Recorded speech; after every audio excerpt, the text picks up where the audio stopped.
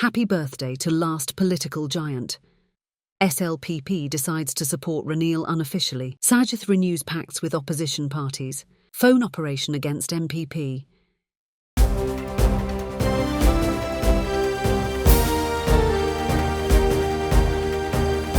The leader, දේශයට මග කියන ප්‍රවෘත්ති පෙළගැස්ම. Happy birthday to last political giant.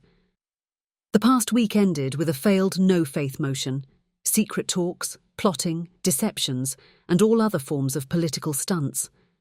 Amid these all, President Ranil Wickremesinghe marked his 75th birthday yesterday.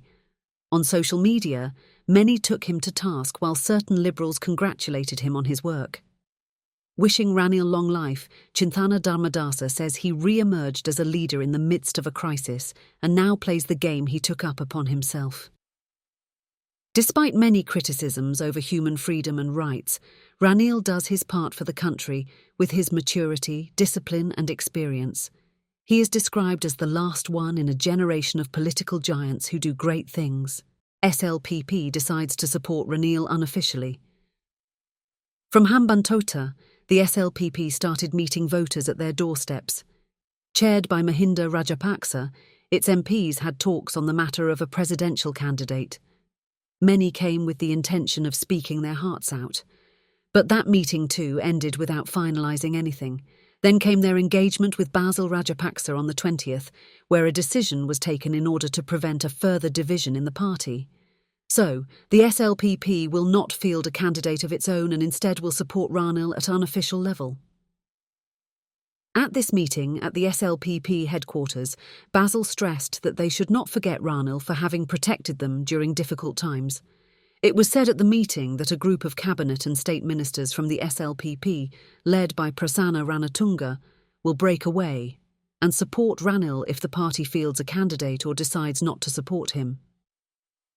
Basil loyalists say he has decided against getting involved in unnecessary clashes with anyone.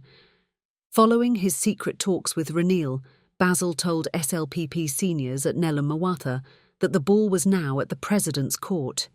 He will consider the results of opinion polls that are due and will make a decision. We will not pressurise him but decide accordingly, Basil said. One of the few leading political strategists in the country, he got in touch with certain confidants of Ranil a couple of months before his arrival on the 5th.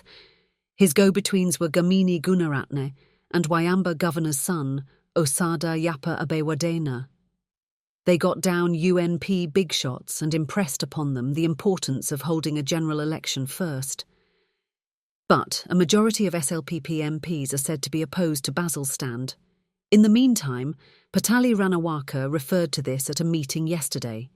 He urged Ranil to explain his priority, either reviving the economy by restructuring debt by June or making sure that Rajapaksas are elected to parliament again.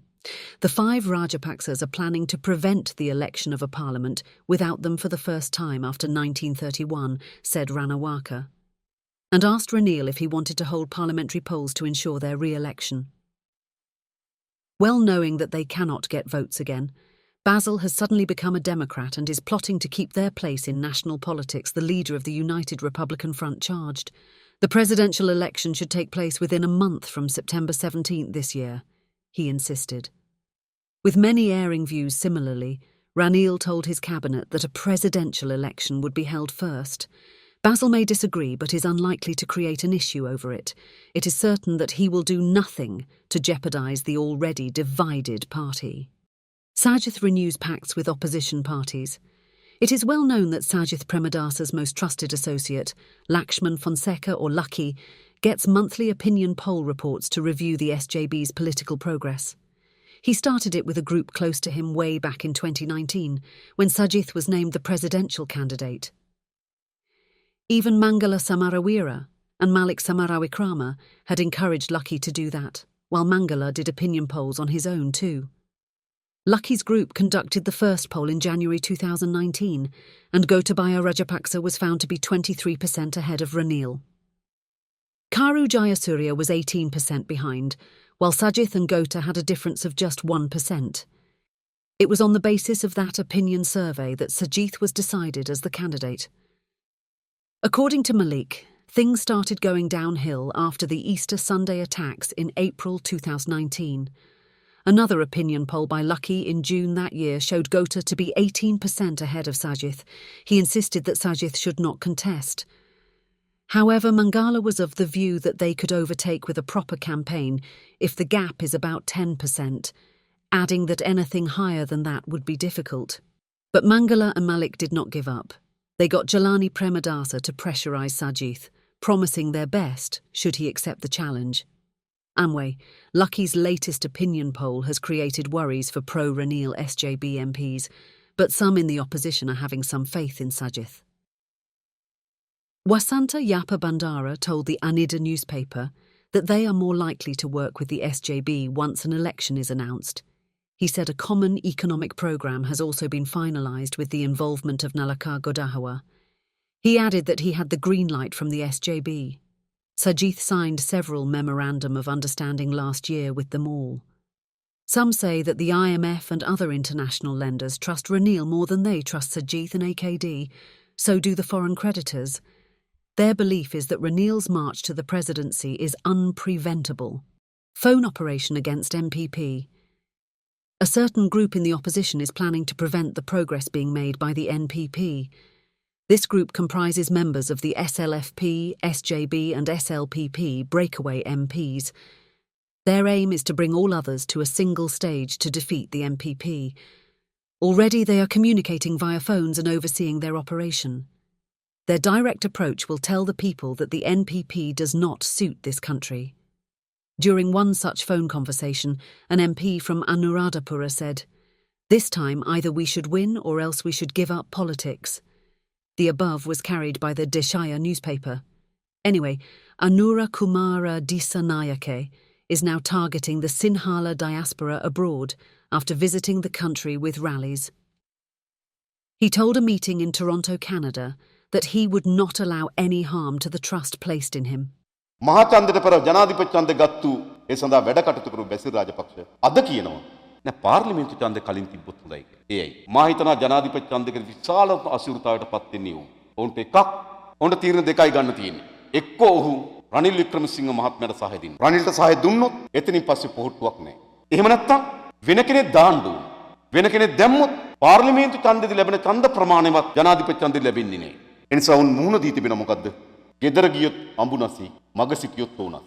ඒකෙන් බේරෙන්න තමයි මහා ඡන්දය කලින් ගන්න උත්සාහ කරන්නේ. හැබැයි ආණ්ඩුක්‍රම ව්‍යවස්ථාව අනුව මහා ඡන්දය කලින් ගැනීමේ අභිමතය තියෙන්නේ රනිල් වික්‍රමසිංහ අතේ විතරයි. ඒ සාකච්ඡාවක් නේද පාර්ලිමේන්තු යෝජනා සම්මතකින් පුළුවන් කියලා බෑ ඒක බොරුවක්. රනිල් වික්‍රමසිංහ කල්පනා කරොත් පාර්ලිමේන්තු විසිරු හරින කල අද විසිරු හරින්න පුළුවන්. හැබැයි අද විසිරු හැරියොත් හෙට ඉඳන් රනිල්ගේ බලය ශූන්‍යයි.